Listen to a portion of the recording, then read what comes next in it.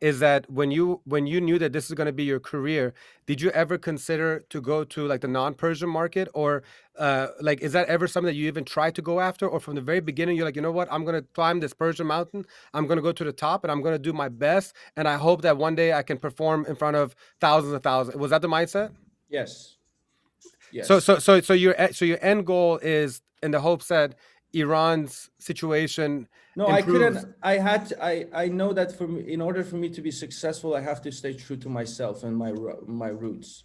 Right. And I can't pretend to be something else and be good at it. I have to be good at it, at being myself. So when you're good at being yourself, then people can accept you. But you Right. can't pretend to be good at something. So uh, after 15 years in this business, maybe in the next 2 3 years, I'll do an English song or a Swedish song, Mhm. or try to cross over in that market. But I couldn't start with that. I just had to build my identity. I had to have my own people behind me first. Then I can cross over to another business. I respect that. So, I guess my next question is that when you were starting your career off, was there anybody in the Persian community as an artist that you were like looking up to, or were you from the get-go be like, I got my own style, I'm going to do my own thing, I'm a songwriter, not like an arrogant way, but just like, was there anybody that you're like, you know what, I can't wait to reach that level? Because when I think of anybody that would be somewhat comparable would be Siavash Shams in the late 80s early 90s, that he was like a sex symbol, he was like the first real pop star in my opinion in the Persian community. And then I look at you and I see nobody else at your level with the type of like the look and the feel and the style. Like, like there's a lot of wannabes, and I don't blame them. It's just like they're not in their own self yet, but you're so yourself, and like, is there anybody that you considered as like somebody that you want to like, Michael Jordan, LeBron wanted to kind of be better than him or something? What did you have that or no? Oh, of course, I idolized a lot of people growing up, but not the details of their career, but the longevity of their careers. Like I look up to people that have done it for 35 years and been on stage for 35 years. I admire people that did something in Iran and disappeared for 7 8 years and came back and were on top again. These are the legends for me. Like Right. I can name a few. I can name like Daryush, Ebi, Gugush. These people were superstars, and then they had to like cut it off for what, 10 years, 15 years, and they have to move it. But they came back.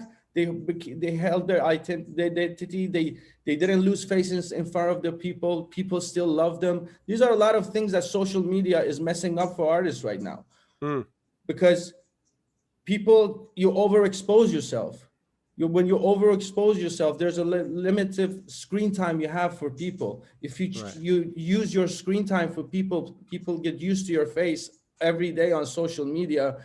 They have no reason to admire you and come see you on concerts and look forward to your next thing. Because I think the relationship I have with my fans is that I don't need to be in their face all the time. They're in their hearts, and they know, and they listen to me, and they wait for my stuff without even a story a year. I've never done an Instagram story of myself talking to, if there's anything Yeah. that I want to put through, I put through. But if not, this overexposure, I think, is really unnecessary. So I admire people that kept themselves Yeah. classy and kept themselves always desirable for the people. Yeah. Well, I mean, I think it goes back to just being yourself. You're comfortable in your own skin, and like you're just somebody who doesn't feel the need to be all up on social media. And it's definitely something that I've noticed throughout the years, that you're very like you curate your content very like carefully. Like, and that's and so And I I'm think not it's very smart and picky about it. I just share whatever comes to my mind. If it's at the two time. two pictures a day, maybe one day is three pictures. Yeah. Maybe there's no pictures for like 5 years or like 3 months. Doesn't matter. So there's no obligation. I try to keep it real with people, and I think, thank God, that this is what kept me alive. Let me ask you something. Are you glad that you're an artist that grew in a generation where social media was such a powerful tool to promote yourself, or would you have preferred to be exactly who you are 20 years ago without social media? But for me, I'm not dependent on it. Like really, for me, social media is like a TV channel. It's like something that I watch for entertainment. It's for my information only. I only take information from it. I don't add anything to it. You know what I mean? So Hmm. I don't feel involved. I'm a user, you know. I just look, I look at my colleagues, I see what they do, but I don't feel the need of doing something myself and getting the attention. You know, Mhm. that's the difference. So uh, I like it. It's when I'm releasing an album, it's a blessing, you know. It's Yeah. we use it, we promote the heck out of it, and it's good for us. But uh, when it comes to my personal stuff, I don't like it at all. You know, I don't like anything for me personally to be there Right. and give people screen time. Because you're a private dude like that. Well, I mean, so now that you mentioned like the attention stuff, how have you managed to like? Because I'm sure, listen, you're a good looking dude. You're very like extroverted on stage. I was. Um, yeah, you still are. Don't worry, you still are. And so my question is like, how did you not let that get to your head? You know, knowing that like you are this like heartthrob. You know that literally millions of girls and stuff they you know they're attracted to you.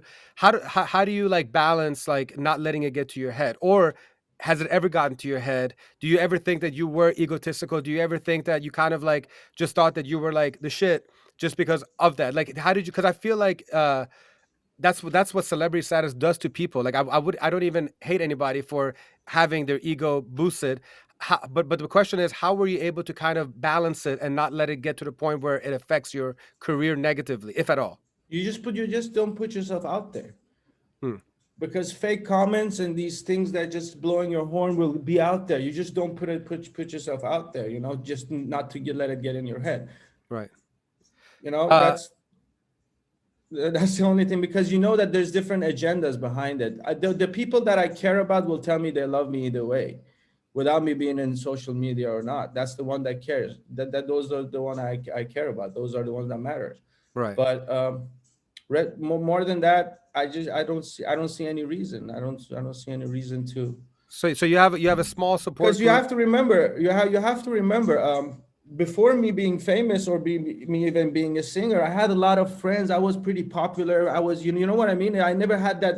I never became a singer to get girls or Right. become popular. You know what I mean? I always had the friend. I was always me and my guitar. I always was the center of attention. I have a tattoo that means the center of attention. I got it when I was 16 years old.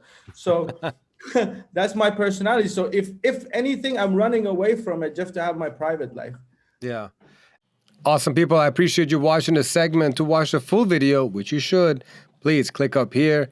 And then if you want to join our text community, the number is right about here. And even though you don't need no reminders and you've heard it a billion times, if you like the video, subscribe, hit the little ring of ding-a-ding-ding bell so you can be notified for our next video. Thank you so much and appreciate you watching. Awesome, people.